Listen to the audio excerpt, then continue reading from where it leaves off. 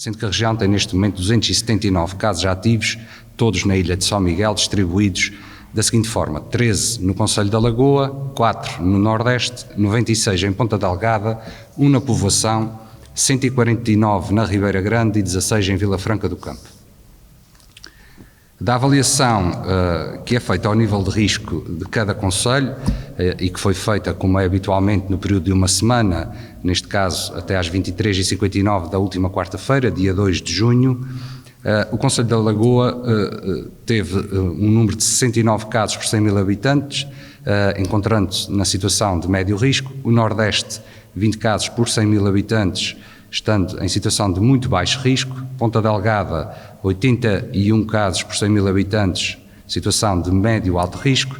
A Povoação, 0 casos por 100 mil habitantes, muito baixo risco. A Ribeira Grande, 280 casos por 100 mil habitantes, na situação de alto risco. E Vila Franca do Campo, 62 casos por 100 mil habitantes, situação de médio risco.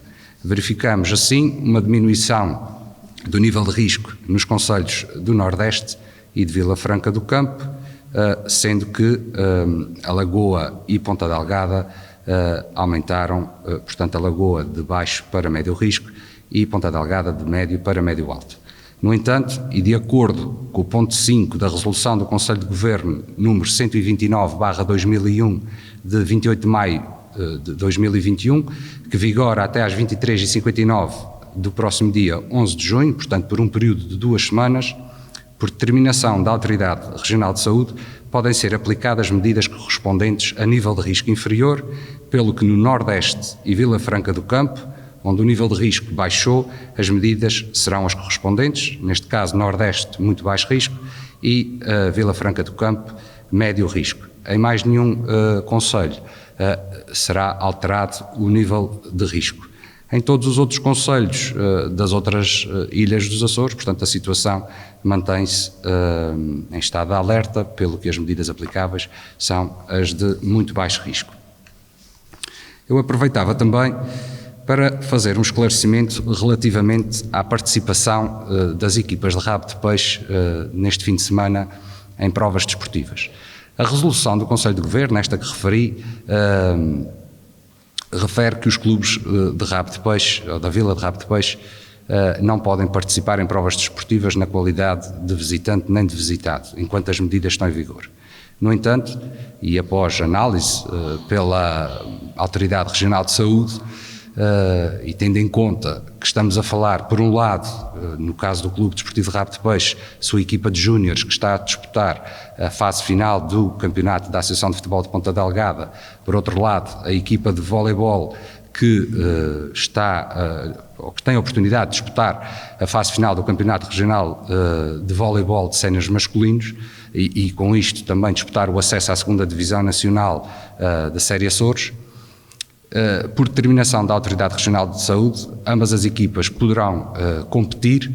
No entanto, já foram enviados os dados de ambas as equipas, de forma a que os atletas e dirigentes e equipas técnicas sejam testados antes das competições que terão este fim de semana. Foi nosso entendimento que tirar o mérito desportivo e a oportunidade de competir em provas decisivas nos respectivos campeonatos não faria sentido e, portanto, a forma de dar a oportunidade de competir seria, no mínimo, testar as equipas e fazer com que a competição possa decorrer com o máximo de segurança.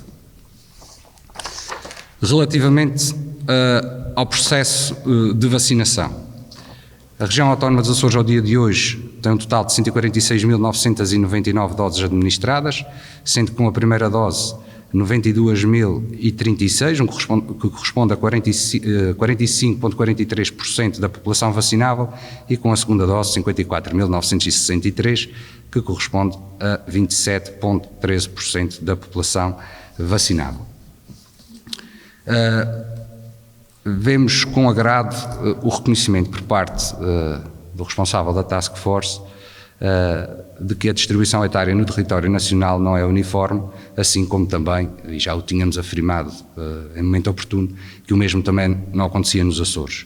E é por isso que com satisfação, que vemos que a Task Force tenha compreendido a desvantagem percentual da região autónoma dos Açores relativamente ao continente e que vai proceder à correção com o envio de mais doses de vacinas, de acordo com as afirmações prestadas pelo Sr. Vice-Almirante Gouveia e Melo à chegada à região autónoma dos Açores.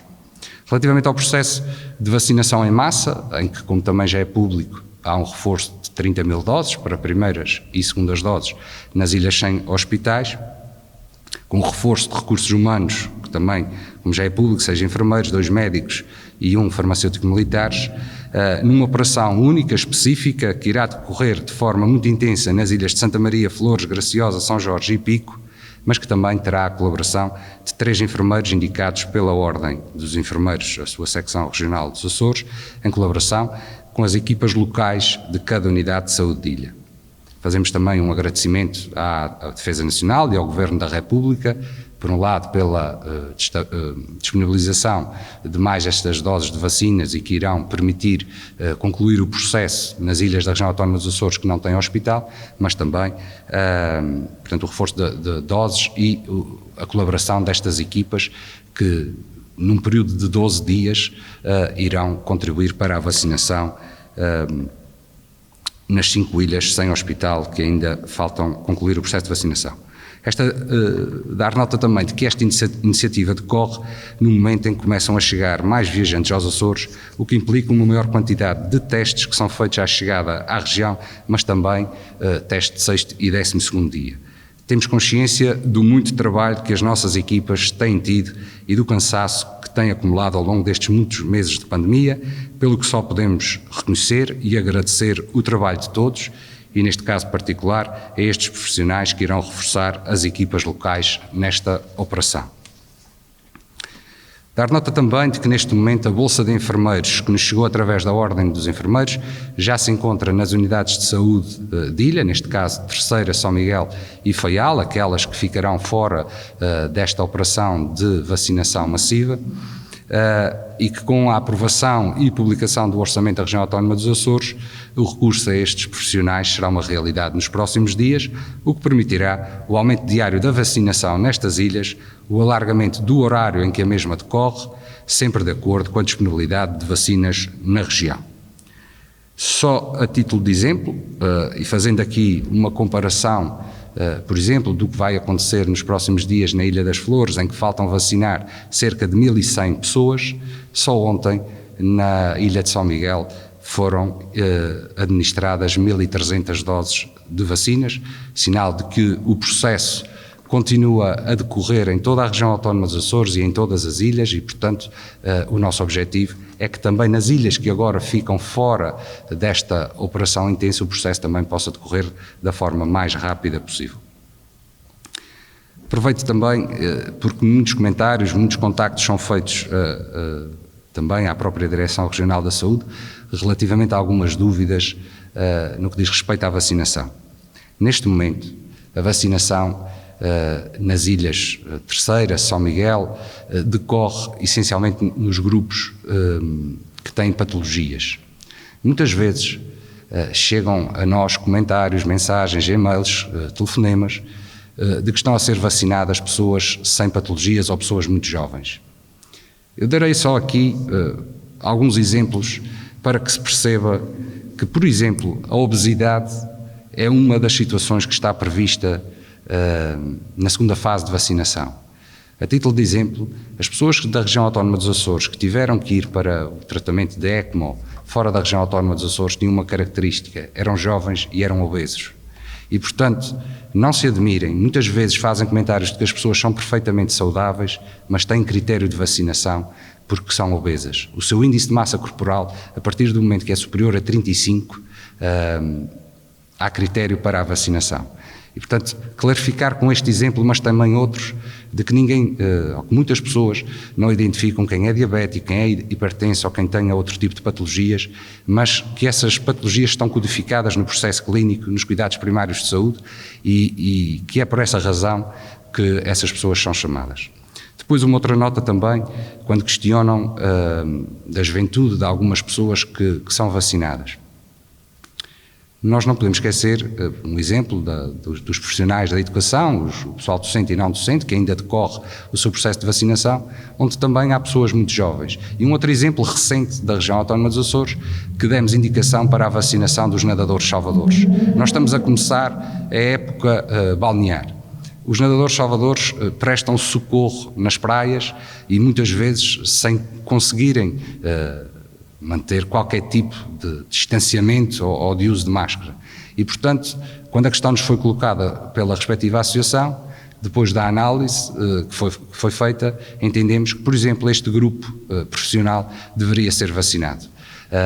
E muitas vezes as pessoas levantam, desconhecendo que estão pessoas indevidamente a serem vacinadas, quando assim não é, há critério, todos estes grupos que passam por uma análise, muitas vezes as questões são-nos colocadas pelas respectivas associações, ou sindicatos, ou empresas, enfim, e mediante uma análise que é feita do risco e que essas pessoas possam estar expostas ou da importância desses profissionais num determinado contexto, é por essa razão que temos enviado para vacinação alguns destes grupos. Muitas vezes o desconhecimento gera a confusão e, portanto, aproveito este momento também para deixar esta clarificação.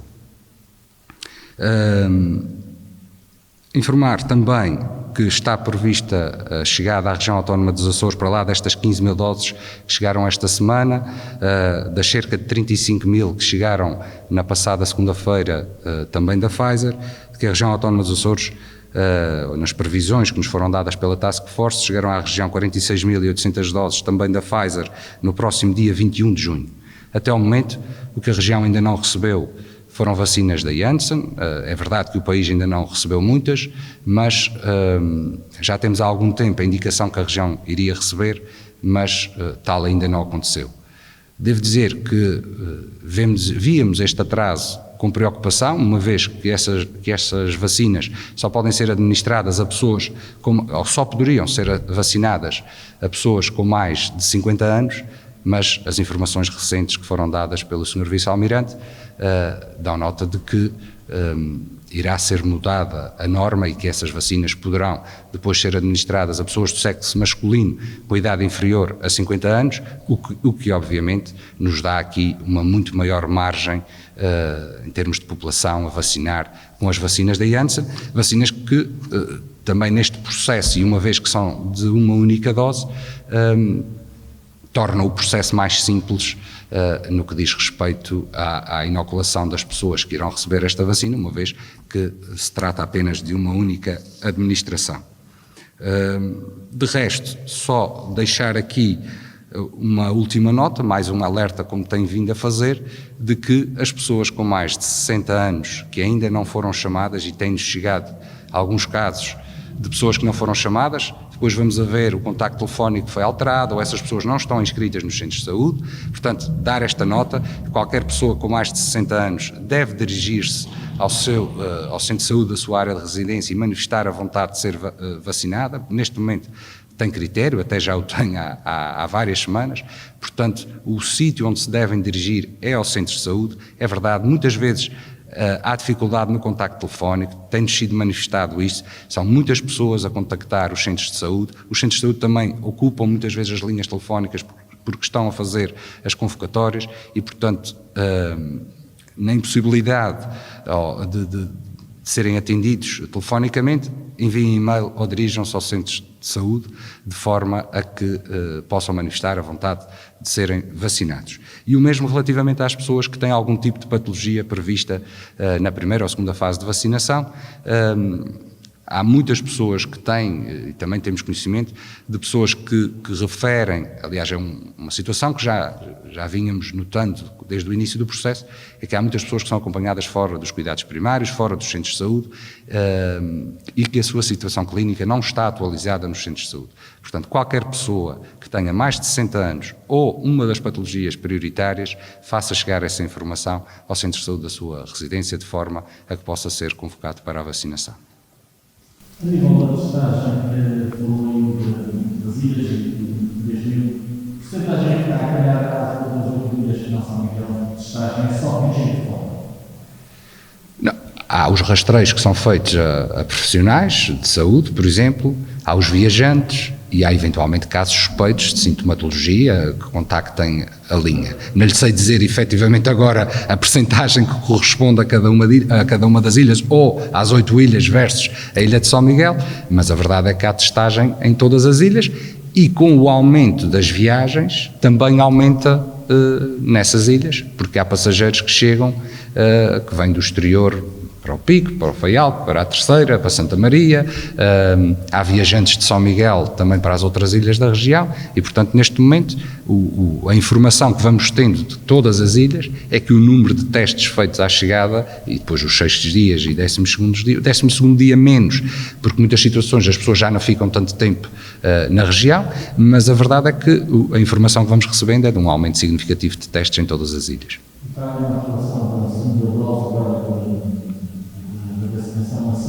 Os militares vão ter que voltar aos Açores, as pessoas vão conseguir vacinar sozinhos. Esta é uma situação que está a ser analisada pelo coordenador da vacinação, ainda não está totalmente fechada. Há as duas hipóteses, a participação dos militares ou então criarmos equipas próprias que depois irão dar o devido acompanhamento, o devido apoio em cada uma das ilhas. Aliás, à semelhança do que foi feito também quando se vacinou o Corvo, foram 2 enfermeiros da ilha de São Miguel ajudar no processo na mais pequena ilha da região.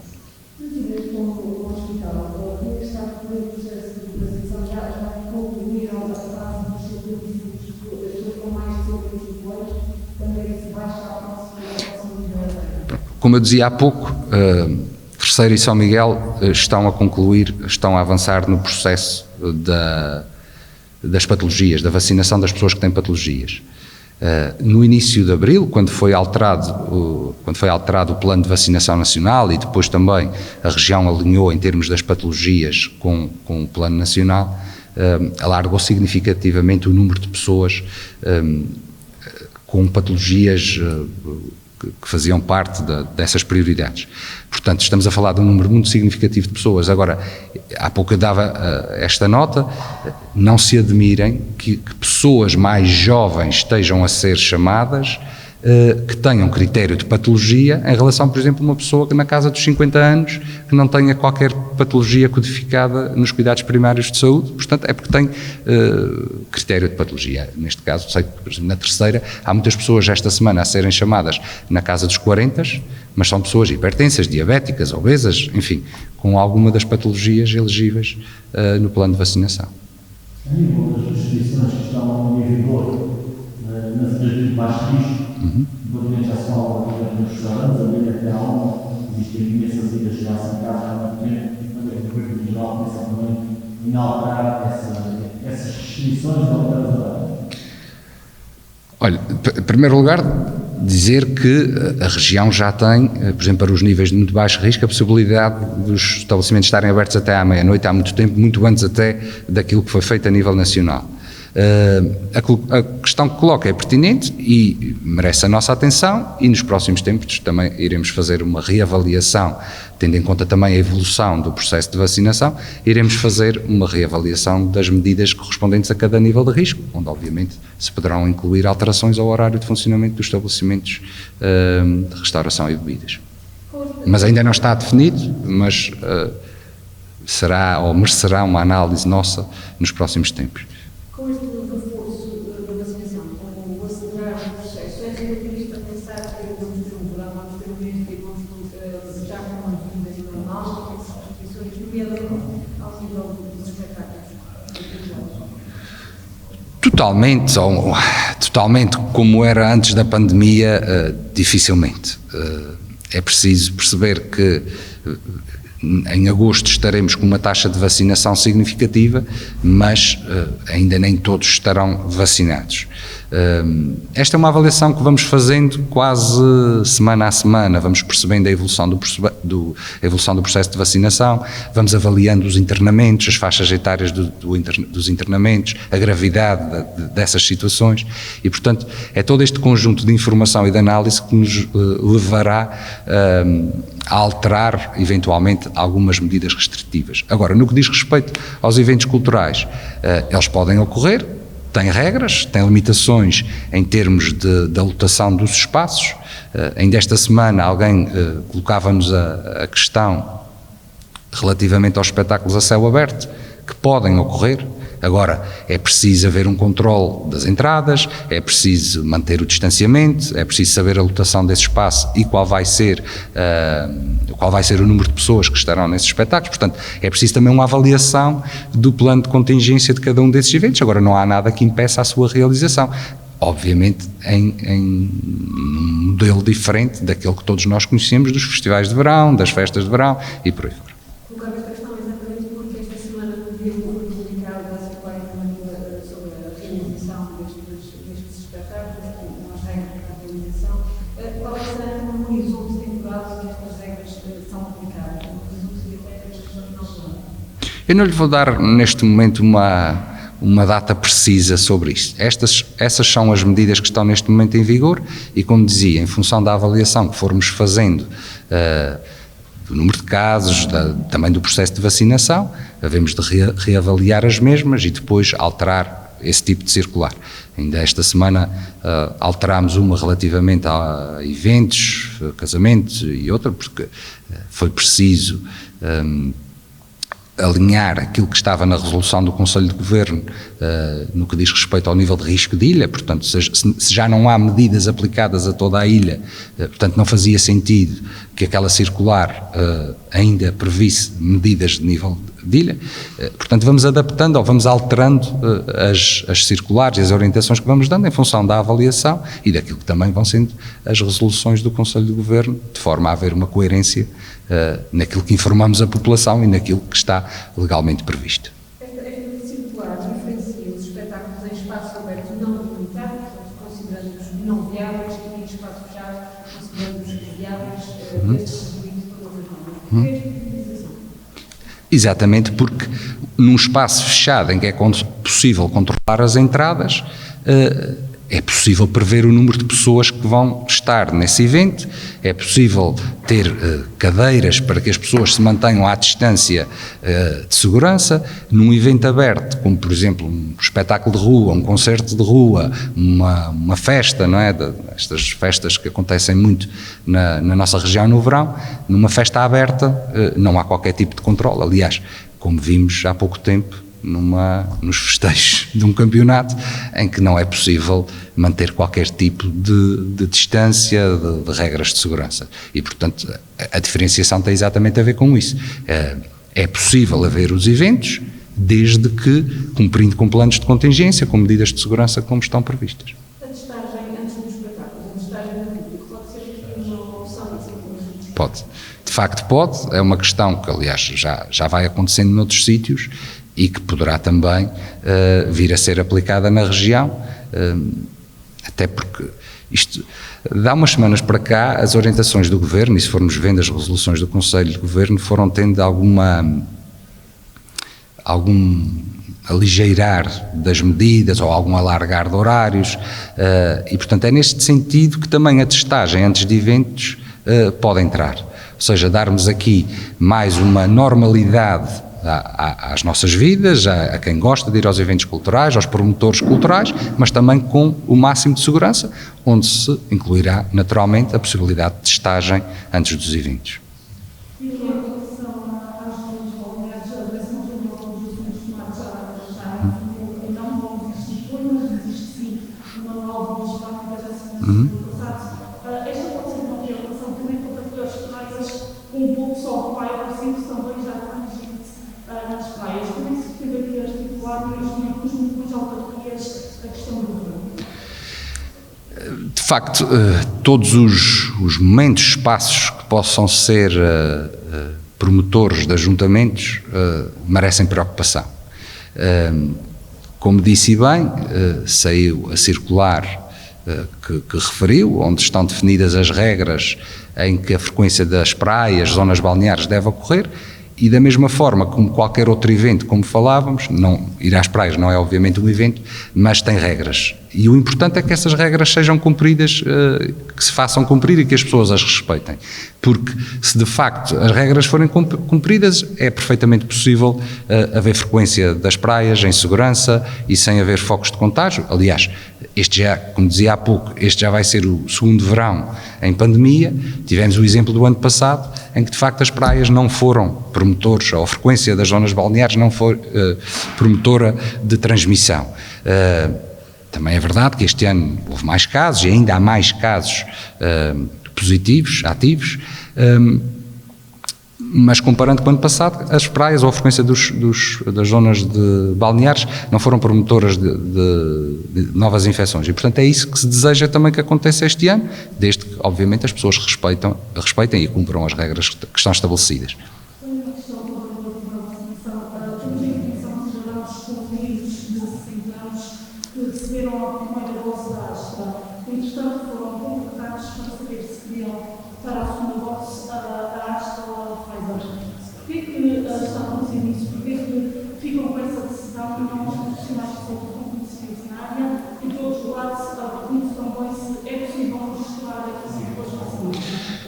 Sim, aliás, a nossa norma, esta semana atualizamos a norma da vacina da AstraZeneca exatamente para que a mesma fique coerente com a norma nacional. Porque a norma até agora deixava em aberto, ou mantinha a dúvida relativamente à possibilidade de ser administrada uma dose de RNA mensageiro como segunda dose nas pessoas com menos de 60 anos que tinham feito a primeira dose da Astra. Porquê é que é feito o contacto? Por um lado, porque a norma o prevê, que a pessoa pode optar de forma consentindo, de forma esclarecida, que quer, estamos a falar de pessoas com menos de 60 anos, que quer ser vacinada com a segunda dose da Astra. E por outro lado, porque é preciso organizar o processo, para que a pessoa não vá para o momento de vacinação e depois diga que afinal quer ser vacinada com outra. É preciso previamente saber que vacinas ou quantidade de vacinas é que têm que estar preparadas para aqueles que vão ser inoculados. Dou-lhe o exemplo, ainda recentemente já ocorreu vacinação de pessoas com menos de 60 anos, segunda dose da Astra, e a informação que me deram da ilha em causa foi que a maioria quis Astra. Portanto, na norma, a indicação é para levar uma segunda dose de outro laboratório, neste caso uma vacina de RNA mensageiro, mas numa ilha ou num centro de vacinação, onde já decorreu vacinação com a segunda dose de pessoas com menos de 60 anos, a maioria até quis da Astra. Portanto, tem que haver alguma previsibilidade do que vai acontecer em cada momento de vacinação para as doses estarem preparadas para aqueles que vão aparecer.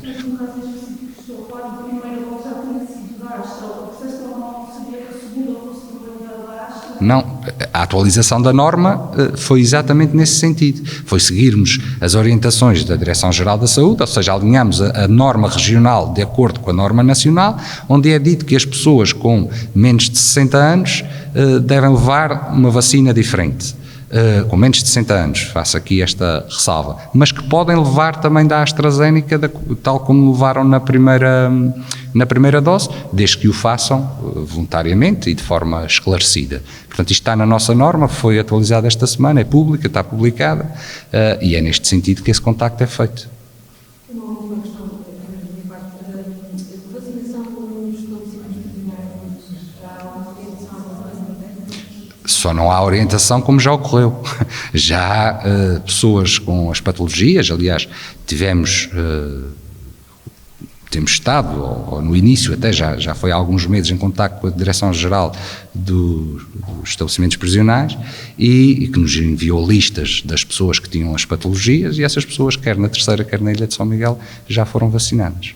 Então, ao mesmo tempo, que a vacinação ocorre cá fora? Não, no caso da Terceira foram vacinados no estabelecimento prisional, todos numa operação única, as pessoas que tinham as patologias. Em São Miguel foi diferente, mas até aconteceu primeiro do que a nível nacional a vacinação dos reclusos na região autónoma dos Açores.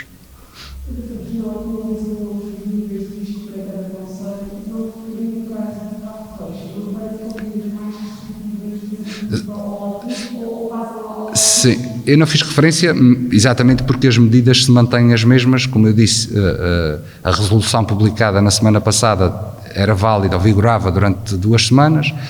A situação epidemiológica em Rabo de Peixe ainda merece preocupação, apesar de que os números esta semana já são diferentes, já são melhores do que os da semana passada, mas ainda é uma situação que merece preocupação e, portanto, as medidas em vigor mantêm-se exatamente as mesmas até ao próximo dia 11 de junho.